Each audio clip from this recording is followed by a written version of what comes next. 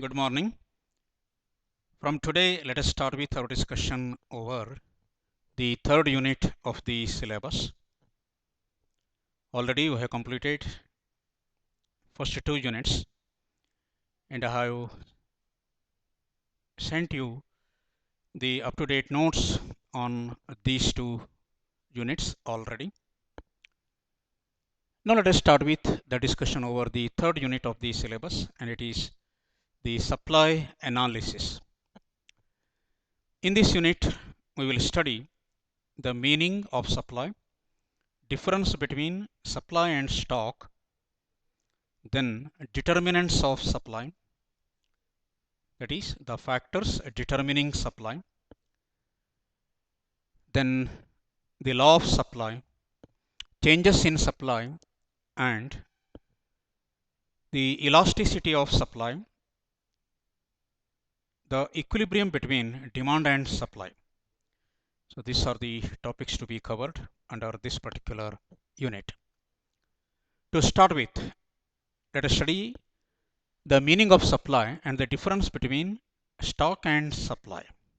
What do you mean by supply? Supply is an important market force like demand.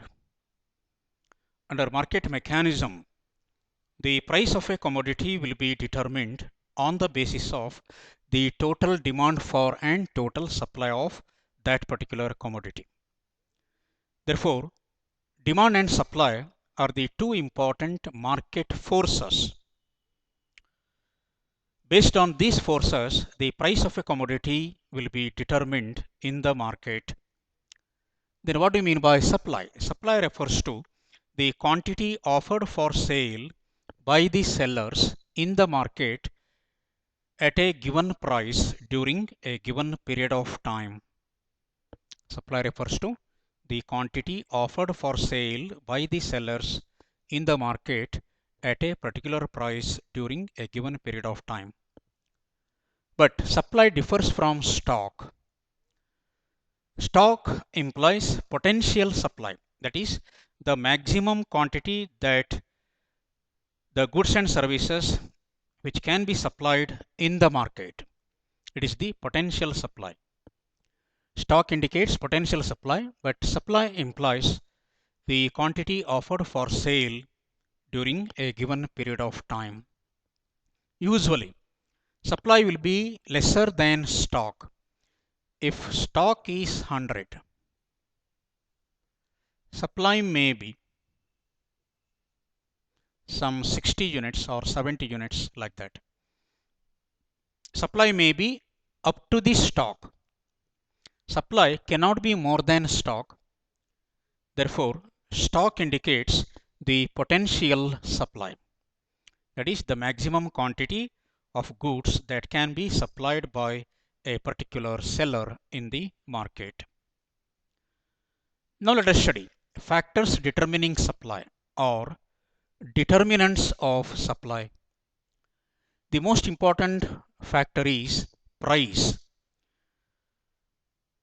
There is a positive relation between price and supply. It means as the price increases, the quantity supplied will be expanded. Similarly, the supply contracts with a fall in price. Supply extends with a rise in price, and supply contracts with a fall in price. Therefore, there is a positive relation between price and supply. Second factor is time. As the time changes, the supply will also go on change. Here, you can analyze supply in the short run and supply in the long run. In the short run, usually supply will remain constant because the supply of inputs does not change in the short run.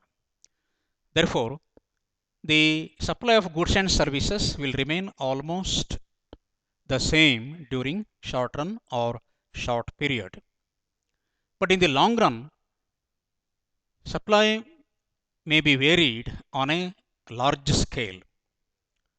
Technology changes, supply of inputs may also go on change.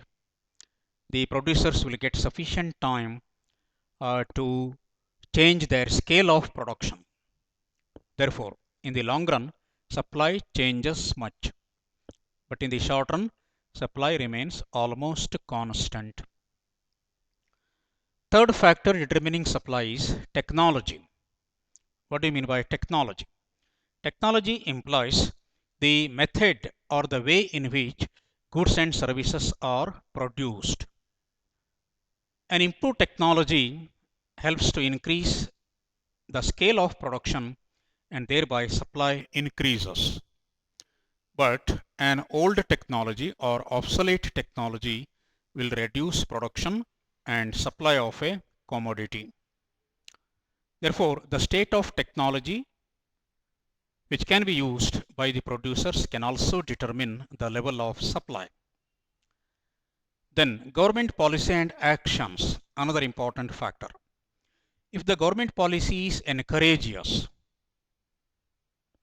the supply can be raised because production can be also raised.